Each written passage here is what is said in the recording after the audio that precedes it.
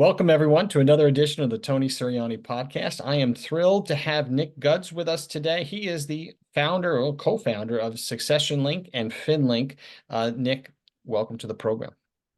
Tony, thanks so much for having me. Looking forward to talking about Fin.Link today.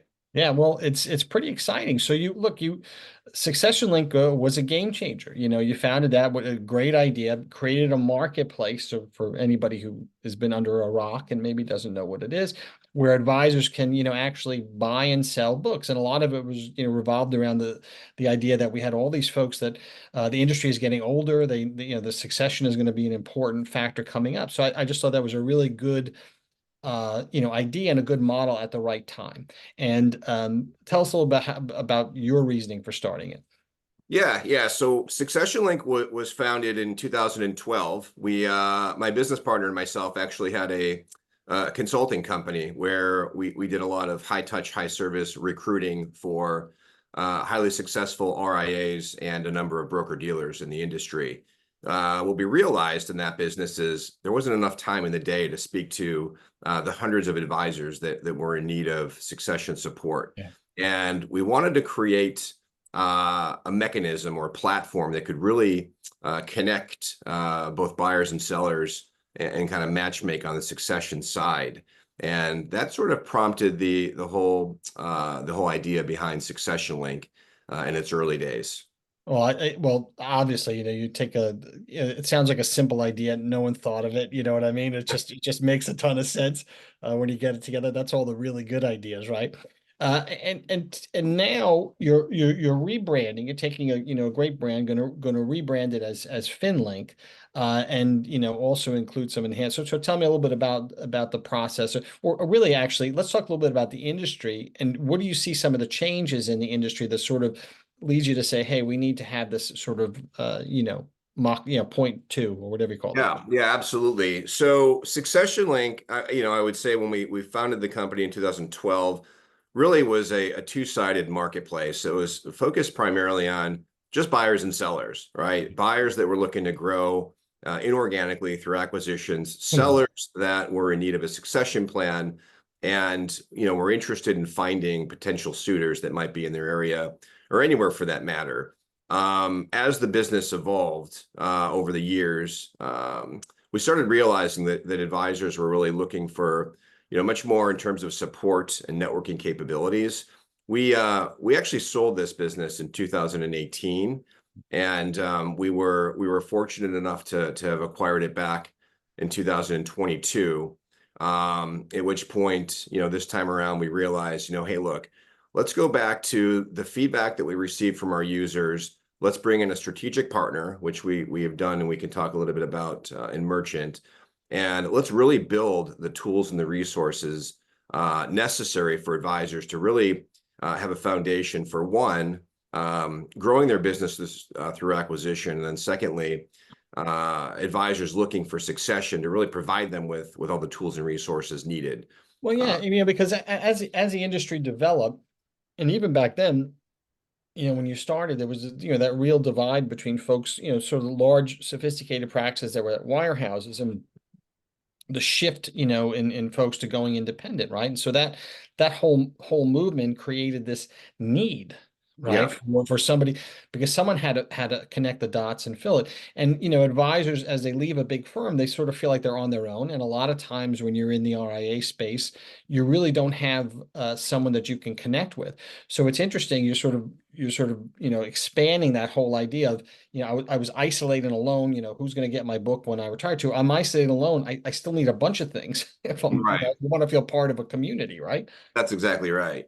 Yeah. And if you look at the numbers, Cerulli comes out with a report every year. I think the stats now are 38% of advisors, or over 1/3, are going to retire over the next 10 years. And that represents 42% of all the assets under management or under administration across the industry. So it's a staggering number. And even on our platform alone, we have 72,000 registered users currently, nearly 15,000 of which who say they have no succession plan. So the numbers are alarming. Yeah, and you would think, again, you would think there would be they would have more access today to that stuff, than they did. But there still is not a lot of access to it. Look, and one of the benefits of being at a big firm, everyone beats up the big firm, but they're certainly got their eye on where these assets are going when you retire. They've developed programs to sort of help everybody. But a lot of people have, said, look, the wirehouse model is not for me. I want to be independent. But if you're independent, you have to do some of the work around this, right? And you at least have to feel you go into a space where it's not. And that hasn't been done on a universal basis. That's exactly right. And so getting back to the reasoning behind, Fin.Link, so a couple of the things that we're rolling out within the platform, so with Succession Link and even with Fin.Link going forward, the onus of falls on the users of our platform for responding to one another, right? The communication, the engagement is the most important thing. So we're building additional sort of, I guess, tech pieces within the platform to not only encourage but require every user to respond to inquiries.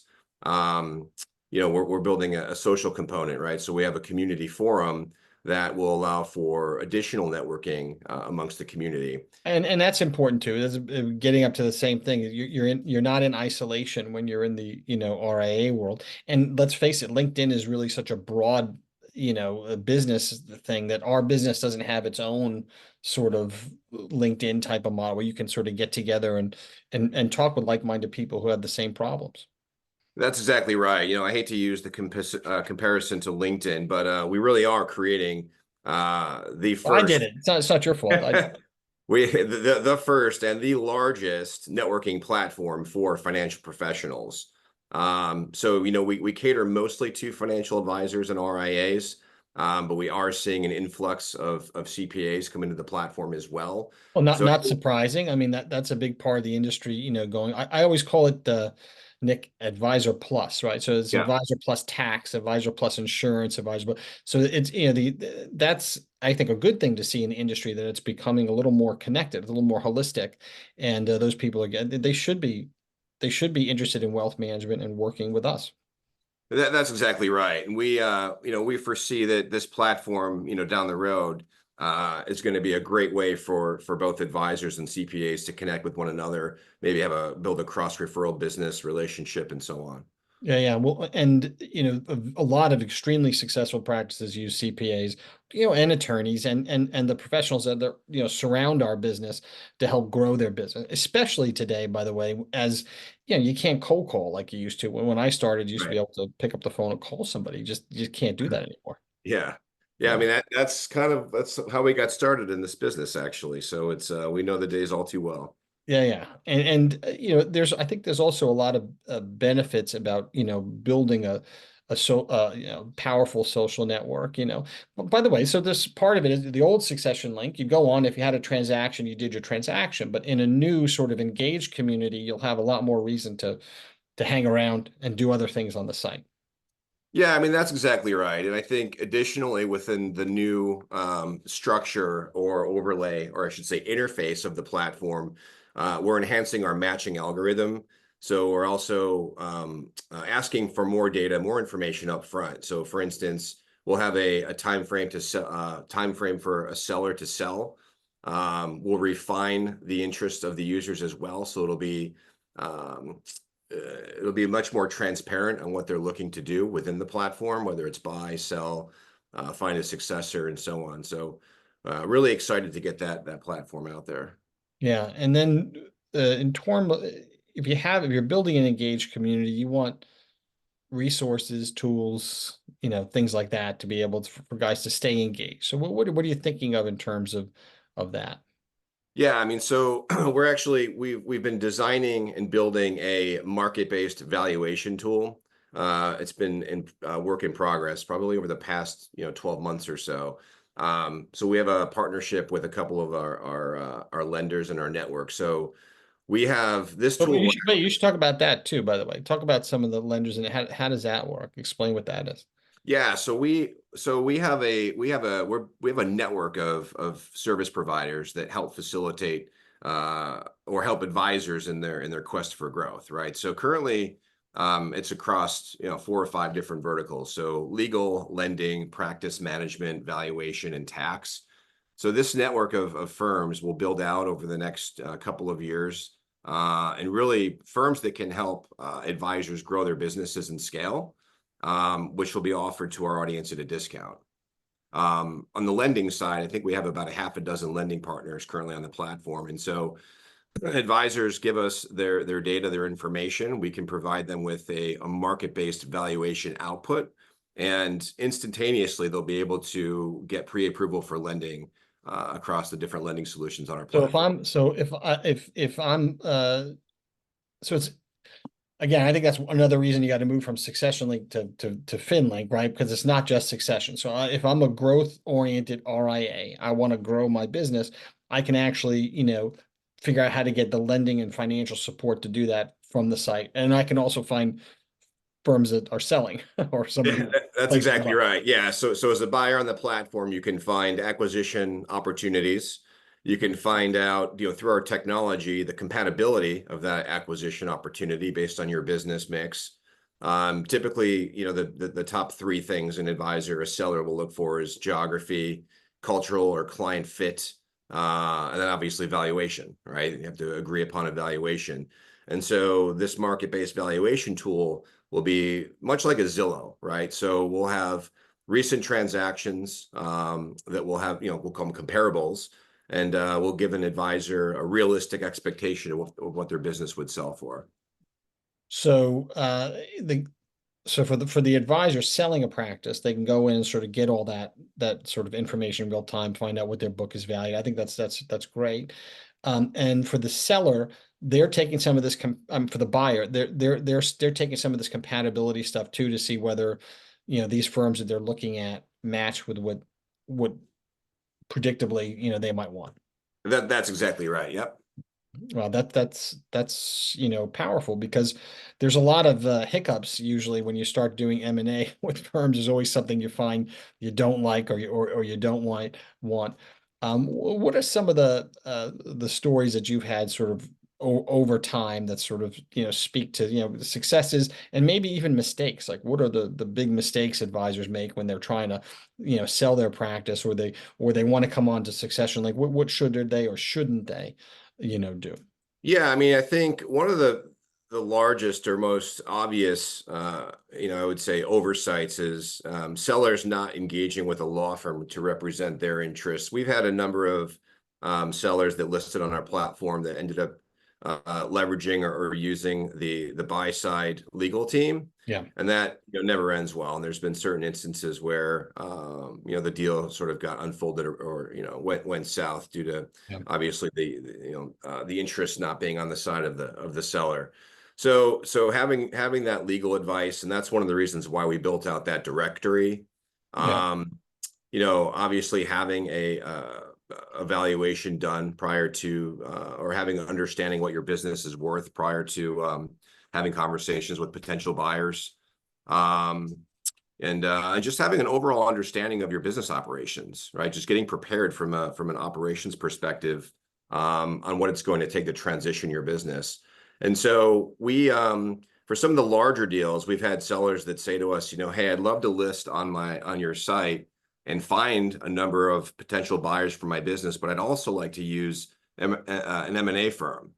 And so with that, we're actually announcing a partnership with a very well-known reputable M&A firm in our industry, which will be able to sort of handhold these some of the sellers that would like additional support. Yeah. And well, that's actually, really, really interesting too. So they can come on, get support. What about success stories like this? What comes to mind is like what do people do right? What's the best thing for them to do? Sellers or buyers? Yeah. Maybe from the buyer's perspective too, because we did the same. Yeah, I think the perspective of utilizing the platform in the best way, it's creating a very detailed business overview. One of the things about the legacy Succession Link is that we only provided a glimpse into I would say an advisor's business, both on buy and sell side. Fin.Link is really going to expand on that data. So providing as much data as possible about your business, obviously on the sell side without giving up too much information so the advisor can figure out who you are. sellers want to remain anonymous, but it's really important to provide clear and concise indication of, what you're looking to accomplish on the site, right? So from a sell side, how important is the geography of the buyer? What do your current clients look like? What are you looking to achieve? Is it a short-term succession? Is it a long-term strategic buyout? There's all these various sunset programs that are available. So it's just really important to understand what it is you're looking to accomplish. Yeah, I mean, and that's, in life as well as when you're trying to sell a business, right? Understand, what it is. And you'll have now versus, what Succession Link was before, you'll have now this more deep the ability to get more detailed analysis done on the accounts. Yeah, more detailed analysis. We're pulling in additional information into our compatibility score or matching algorithm, additional resources within our services network to help provide support for any transaction. We have a career marketplace, which we've had it launched, but now we're refining it. So as an advisor grows and scales their business, they'll need to hire and scale up as well. So now we'll have this career marketplace. So if you're looking to make hires, whether it's administrative, marketing, client services, what have you, we'll have the ability to find talent for those areas as well. Yeah, well, I think that's also, super important. Right? And that sort of, makes this, so much more of a growth engine rather than just a place for, buys and sells, right? So you're That's now you're looking at it holistically.